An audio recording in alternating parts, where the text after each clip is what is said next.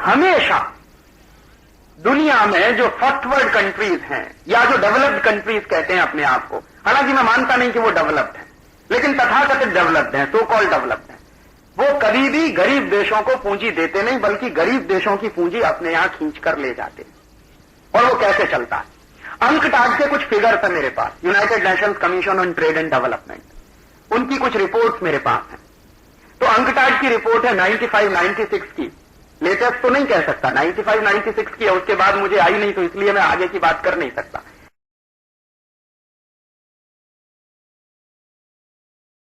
95-96 की अंकटाड की रिपोर्ट कह रही है कि 95-96 में दुनिया के अमीर देशों से गरीब देशों में कितनी पूंजी गई और उसी समय में दुनिया के गरीब देशों से अमीर देशों में कितनी पूंजी आई, उसके उसमें कुछ फिगर्स हैं। तो गरीब देशों से जो पूंजी अमेरिका में चली गई, यूरोप में चली गई, उसकी बात तो बाद में, पहले इनके देशों से आई कितनी गरीब देशों में। तो डेवलपिंग कंट्रीज की संख्या अंकटाड के उसमें 120 मानी जाती। तो 120 गरीब देशों में, डेवलपिंग कंट्रीज में जो पूंजी आई एक साल में, वो करीब है $500 बिलियन। और इसमें क्या क्या है? फॉरेन डायरेक्ट इन्वेस्टमेंट है, फॉरेन लोन है, फॉरेन एड है, तीनों चीजें हैं। कर्जा है, विदेशी पूंजी है और विदेशी सहायता है। तीनों तरह की पूंजी मिला के $500 बिलियन आया गरीब देशों में। और उसी समय में, उसी एक साल में इन देशों से कितना चला गया अमेरिका और यूरोप में, तो उसके फिगर्स हैं $725 बिलियन। माने $725 बिलियन गरीब देशों से अमीर देशों में चला गया और $500 बिलियन अमीर देशों से गरीब देशों में आया। तो कौन किसको पूंजी दे रहा है और कितने बड़े लेवल पे धोखा चल रहा है सारी दुनिया में। अमीर देश कभी पूंजी किसी को दे नहीं सकते। ये पूंजी जो है गरीब देशों से अमीर देशों में जाती है। एक साउथ कमीशन है और साउथ कमीशन के सेक्रेटरी जनरल हुआ करते थे बहुत दिनों तक डॉक्टर मनमोहन सिंह। 1986 से 1989 के बीच में वो साउथ कमीशन के सेक्रेटरी जनरल थे। माने हिंदुस्तान में फाइनेंस मिनिस्टर बनने के पहले वो हिंदुस्तान की 3 सरकारों के एडवाइजर रह चुके हैं, रिजर्व बैंक ऑफ इंडिया के गवर्नर रह चुके हैं, दिल्ली स्कूल ऑफ इकोनॉमिक्स के बड़े भारी अर्थशास्त्री हैं। सारी दुनिया में उनकी बड़ी भारी इज्जत भी है एक अच्छे अर्थशास्त्री के रूप में। तो ये व्यक्ति जब हिंदुस्तान में एक अर्थशास्त्री के रूप में काम करता है तो क्या कहता है, और जब ये आदमी वित्त मंत्री हो जाता है तो क्या कहता है। तो जब ये साउथ कमीशन के सेक्रेटरी जनरल हुआ करते थे तो इन्होंने एक केस स्टडी किया है। वो केस स्टडी मेरे पास है और उस पर मैंने कई लेख भी लिखे थे। वो क्या है कि 86 से 89 के बीच में दुनिया के 17 गरीब देशों के बारे में उन्होंने कुछ आंकड़े दिए हैं, जिनमें हमारा देश है, पाकिस्तान है, बर्मा है, बांग्लादेश है, मलेशिया है, वगैरह वगैरह, नजदीक के गरीब देश हैं। तो उसमें वो कह रहे हैं कि इन 17 गरीब देशों में 1986 से 1989 के बीच में कितनी पूंजी आई है और इन देशों से कितनी पूंजी चली गई है कैपिटल फ्लाइट के रूप में, उसका उन्होंने स्टैटिस्टिक्स दिया है। तो वो स्टैटिस्टिक्स है कि 86 से 89 के बीच में 17 गरीब देशों में अमीर देशों से $215 बिलियन आया, जिसमें एफडीआई है, फॉरेन लोन है, फॉरेन असिस्टेंस है, फॉरेन एड है, सब है सारा मिला के। तो $216 बिलियन आया और चला कितना गया 1986 से 89 के बीच में इन गरीब देशों से अमीर देशों में जो पैसा चला गया वो कितना है, तो वो है $345 बिलियन। तो ये खुद ही कह रहे हैं कि पूंजी आती नहीं है कभी उससे। तो जो आदमी वित्त मंत्री बनने के पहले ये सिद्ध करता रहा हो कि कभी भी अमीर देशों से गरीब देशों में पूंजी आती नहीं है, वो आदमी वित्त मंत्री बनने के बाद कैसे अचानक से 180 पे टर्न कर सकता है, ये मेरे समझ में नहीं आया आज तक।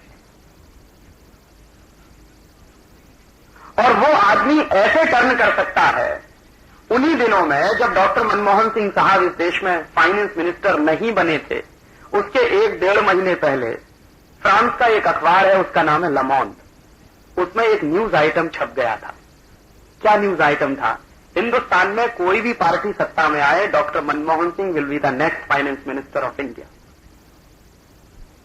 ये बात मैं कह रहा हूं मई 1991, और मई 1991 में इलेक्शन नहीं हुआ था, इलेक्शन का प्रोसेस चल रहा था। राजीव गांधी जिंदा थे, उनकी मृत्यु 20 मई 1991 को हुई है। ये उसके पहले का आर्टिकल है। और ये लमोंड में छपा। मेरा एक दोस्त था, उसने मुझे कटिंग भेजी और कहा कि देखो ये क्या है। तो मैंने भी आश्चर्य से उसको पढ़ लिया कि कैसे लमोंड कहता है कि doctor Manmohan Singh will be the next finance minister of India. तो उसमें खबर क्या है, फ्रेंच में जो वाक्य है उसका हिंदी में करके आपसे कह रहा हूं कि हमारे विश्वस्त सूत्रों की जानकारी के अनुसार डॉक्टर मनमोहन सिंह अगले फाइनेंस मिनिस्टर बनेंगे, जो चाहे जो पार्टी सत्ता में आ जाए। और वो कटिंग लेके मैंने मेरे कुछ दोस्तों को दिखाई तो कई लोग कहते थे कि यार पता नहीं फालतू की बातें हैं, ऐसी तो चलती रहती है। ब्रिटेन के बहुत सारे टैबलॉइड्स हैं जो कुछ ना कुछ छापते ही रहते हैं, फ्रांस में भी कुछ ऐसे ही चल गया होगा तो उन्होंने भी लिया कि कहीं मस्ती में छाप दिया होगा। लेकिन बाद में जिस दिन मैंने देखा कि डॉक्टर मनमोहन सिंह को फाइनेंस मिनिस्टर की शपथ दिलाई जा रही है तो मेरे कान खड़े हो गए। मैंने कहा ये हुआ कैसे। मेरे एक परिचित हैं, वर्ल्ड बैंक में काम करते हैं, उनका नाम नहीं लेना चाहता, मेरे इलाहाबाद के रहने वाले। तो मैंने उनको चिट्ठी लिखी, ये क्या होता है। तो उन्होंने कहा कि तुमको मालूम नहीं है, वर्ल्ड बैंक ने बहुत पहले तय कर लिया था कि मनमोहन सिंह को ही फाइनेंस मिनिस्टर बनाना। तो मैंने उनसे पूछा कि वर्ल्ड बैंक का मनमोहन सिंह से क्या रिश्ता है। तब उन्होंने मुझे बताया कि मनमोहन सिंह वर्ल्ड बैंक में 10 साल तक सर्विस कर चुके और जो वर्ल्ड बैंक का कर्जा उन्होंने लिया है वो कर्जा उनको चुकाना है। तो वो कर्जा चुकाने के लिए वर्ल्ड बैंक उसको फाइनेंस मिनिस्टर बनवा रहा है और तुम में से किसी में दम नहीं है जो उसको रोक सके फाइनेंस मिनिस्टर बनने। तो मैंने सोचा कि इस देश की पॉलिटिकल सॉवरेनिटी को क्या हुआ।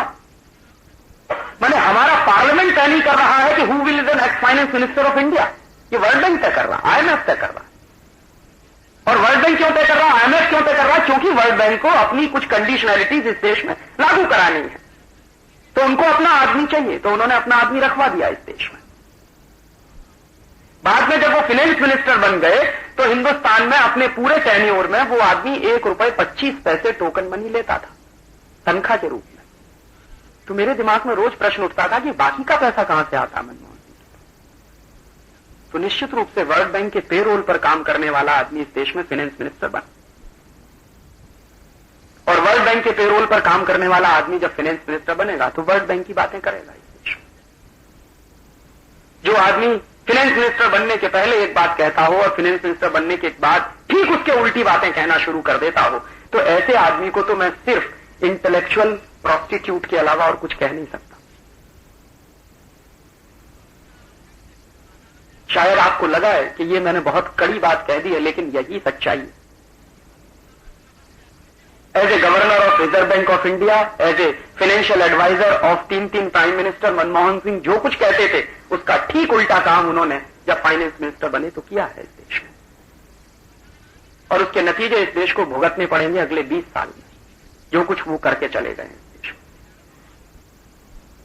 और उसके बाद नाटक चला इस देश में। एक बार मनमोहन सिंह ने इस्तीफा दिया, आप शायद याद करिए इस बात को। तो जैसे ही मनमोहन सिंह ने इस्तीफा देने की बात कही तो सबसे पहली चिट्ठी वर्ल्ड बैंक के प्रेसिडेंट की आई हिंदुस्तान के प्राइम मिनिस्टर को कि आप उनका इस्तीफा स्वीकार नहीं करेंगे, और नहीं किया गया उनका इस्तीफा स्वीकार। जबकि कांग्रेस के अंदर मनमोहन सिंह के खिलाफ भयंकर रिजेंटमेंट था। बहुत सारे कांग्रेसियों को उनका ग्लोबलाइजेशन पचा नहीं था, उनका लिबरलाइजेशन भी नहीं पचा। और सारे कांग्रेसी एक स्वर से मांग करते थे कि आपके इस ग्लोबलाइजेशन ने किया क्या। वो वायदा करते थे कि मैं 3 महीने में महंगाई को जमीन पे ला दूंगा, तो पता चला 3 महीने में महंगाई और 3 गुना बढ़ गई। तो कांग्रेसियों को लगा कि हमारा तो वोट बैंक चला गया, तो मनमोहन सिंह के खिलाफ जमकर अटैक होना शुरू हुआ। तो मनमोहन सिंह को रिजाइन करने की स्थिति पैदा कर दी इन लोगों ने। लेकिन वर्ल्ड बैंक से पहली ही चिट्ठी आई इस देश में कि आप उनका इस्तीफा स्वीकार नहीं करेंगे, और उनका इस्तीफा स्वीकार नहीं किया गया। और यही नाटक अभी ताजा ताजा कुछ दिन पहले हुआ चिदंबरम साहब के साथ। आपको याद है चिदंबरम साहब ने एक बार धमकी दी कि मैं रिजाइन कर दूंगा। तो जैसे ही चिदंबरम की धमकी आई वैसे ही वर्ल्ड बैंक के प्रेसिडेंट का बयान आ गया अखबार में कि चिदंबरम साहब अगर चले जाएंगे तो लिबरलाइजेशन का क्या होगा, ग्लोबलाइजेशन का क्या होगा, माने वर्ल्ड बैंक के इंटरेस्ट का क्या होगा। सीधी सी बात वो कहनी चाहिए। तो वो ये नहीं कहेंगे कि वर्ल्ड बैंक के इंटरेस्ट का क्या होगा, वो कहेंगे लिबरलाइजेशन का क्या होगा, ग्लोबलाइजेशन का क्या होगा। यही मनमोहन सिंह के जमाने में कहते थे।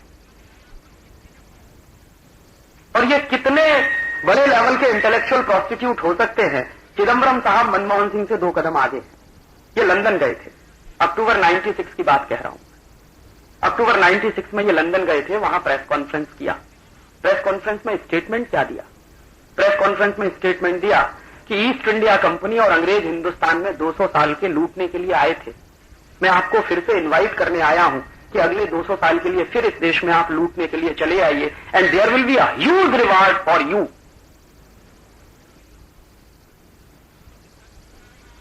क्या कहें इसको, सिवाय ट्रेटर के दूसरा कोई शब्द मुझे मिलता नहीं जो मैं चिदंबरम के लिए इस्तेमाल करूं।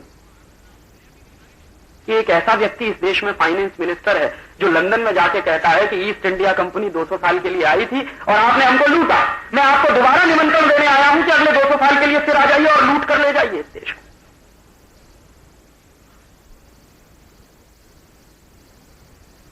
तो ऐसे लोग जब इस देश में फाइनेंस मिनिस्टर बनना शुरू हो जाए तब तो इस देश का बंटाधारी होने जा रहा है। और तब मुझे शक होने लगा है कि सच में कोई लिबरलाइजेशन चल रहा है क्या। और मैं मानता नहीं कोई लिबरलाइजेशन चल रहा है। एक्चुअली ये रिकॉलोनाइजेशन का एक दूसरा प्रोसेस चल रहा है। और उस लिबरलाइजेशन के नतीजे क्या निकल रहे हैं? विदेशी पूंजी के स्तर पे कुछ आया नहीं आपके देश में, जो कुछ आया उससे ज्यादा चला गया। और अगर एक दूसरा हिसाब और जोड़ना शुरू कर दूं कि फाइनेंशियल मार्केट में जो थोड़ी सी विदेशी पूंजी आ गई थी उससे नतीजा क्या हुआ था? 100-150 रुपए वाला शेयर 1500 में पहुंच गया था, 2000 में पहुंच गया था। जिसको देखो वो शेयर खरीदने के लिए पागल था इस देश में। मुझे वो दिन याद है कि मेरे घर के सामने जो पान बेचता है इलाहाबाद में, वो रोज सवेरे सवेरे आता था, मुझसे पूछता था कि राजीव भाई आज एसीसी का दाम क्या है। तो मैं कहता था भाई तुमको क्या लेना देना एसीसी के? नहीं मैंने एसीसी खरीदा। मैंने कहा कहां से तुम्हारे पास पैसा आ गया? कि बीवी के गहने गिरवी रखे हैं, मैंने एसीसी खरीदा। क्या होने वाला है? कहने लगा आप तो बेवकूफ आदमी, आपको मालूम नहीं मैं रातों रात लखपति होने जा रहा हूं। आज ये 1500 का है, कल 2000 का हो जाएगा, फिर 3000 का हो जाएगा, फिर 3500 का हो जाएगा। आप देखिए रातों रात लखपति हो जाऊंगा मैं। और ऐसे हिंदुस्तान में बहुत इंटेलिजेंट लोग थे जिन्होंने अपनी फैक्ट्रियां बंद करके शेयर बाजार में पैसा लगा दिया, जिन्होंने बीवी के गहने गिरवी रख के शेयर बाजार में पैसा लगा दिया, जिन्होंने मारुति की कार गिरवी रख के शेयर बाजार में पैसा लगा दिया। और मनमोहन सिंह उस समय चिल्ला रहे थे कि देखिए ग्लोबलाइजेशन का नतीजा निकल रहा है, इकोनॉमी बूम कर रही है। माने शेयरों के दाम बढ़ रहे हैं तो मनमोहन सिंह कहते थे कि इकोनॉमी बूम कर रही है। कोई भी रद्दी से रद्दी अर्थशास्त्री इस बात को कह नहीं सकता कि शेयरों के दाम बढ़ने से कंपनियों की अपनी प्रोडक्टिविटी पे कोई गहरा असर पड़ रहा है। ये जरूरी नहीं है कि जिस कंपनी के शेयर के दाम बढ़ रहे हो वो कंपनी बहुत अच्छा रिजल्ट दे रही हो, ये बिल्कुल जरूरी नहीं। ये बहुत बार इन्फ्लेटेड होती है चीजें। लेकिन मनमोहन सिंह जैसा आदमी जब पार्लियामेंट में यह तर्क देता था कि देखिए मैंने जो लिबरलाइजेशन किया, जो ग्लोबलाइजेशन किया, उससे शेयर बाजार में इतना तेज उछाल आया है। एक दिन पता चला कि बुलबुला फट गया, गुब्बारे में जितनी हवा भरी थी वो सब फट गई। तो पता चला कि 2500-3000 पे बिकने वाला शेयर जमीन पे आके गिरा 100 रुपए में, 150 रुपए में, 200 रुपए में, कोई खरीदने को तैयार है। हिंदुस्तान की पार्लियामेंट से एक कमेटी बैठाई, पार्लियामेंट्री कमेटी बिठाई गई रामनिवास मिर्धा की अध्यक्षता में। उन्होंने काम किया, 2-3 महीने में रिपोर्ट आई कि ये जो विदेशी पूंजी को हमने छोड़ दिया शेयर बाजार में आने के लिए, वो जो खोल दिया हमने शेयर बाजार में आने के लिए, उसी का नतीजा निकला कि उन्होंने पहले शेयरों के दाम बढ़ा दिए और हिंदुस्तान के लोगों ने क्या किया कि अपने खून पसीने की कमाई को शेयर बाजार में झोंक दिया ले जाके। फिर जब उनको जरूरत पड़ी तो यहां से लेकर उड़ गए, तो पता चला जमीन पे आके हम गिरे। कमेटी की फाइंडिंग्स है, ये मेरी नहीं, कि हिंदुस्तान में विदेशी पूंजी निवेशकों ने कुछ हजार करोड़ रुपए इन्वेस्ट करके हिंदुस्तान के लोगों का 70,000 करोड़ लूट लिया। इतनी बड़ी डकैती आपके देश में पड़ गई और आपने किसी ने FIR तक दर्ज नहीं कराई। और बड़े बड़े इंटेलिजेंट लोग जो अपने आप को 30 मारखा कहते थे, जो कहते थे कि शेयर बाजार की नब्ज तो हमारी टिप्स पे रखी हुई है, वो सब मुंह छुपा के पता नहीं कहां दुबक गए, नजर नहीं आते। इसी देश में हुआ ग्लोबलाइजेशन और लिबरलाइजेशन के नाम पर कि एक एक कंपनी आई जिसने 400 करोड़ मार्केट से उठा लिया, पता चला कि वो कंपनी आज कहीं है भी नहीं। जिस कंपनी ने कभी नट बोल्ट नहीं बनाया, जिन्होंने कभी प्रोडक्शन के क्षेत्र में कोई एक नए पैसे का काम नहीं किया, वो आए और मार्केट से 420 करोड़ उठा ले गए, कोई 480 करोड़ उठा ले गया, कोई 500 करोड़ उठा ले गया, कोई 1000 करोड़ उठा ले। माने लूट की खुली छूट मची हुई थी, कोई कानून नहीं था, कोई रोक नहीं थी, कोई गाइडलाइंस नहीं थी। मनमोहन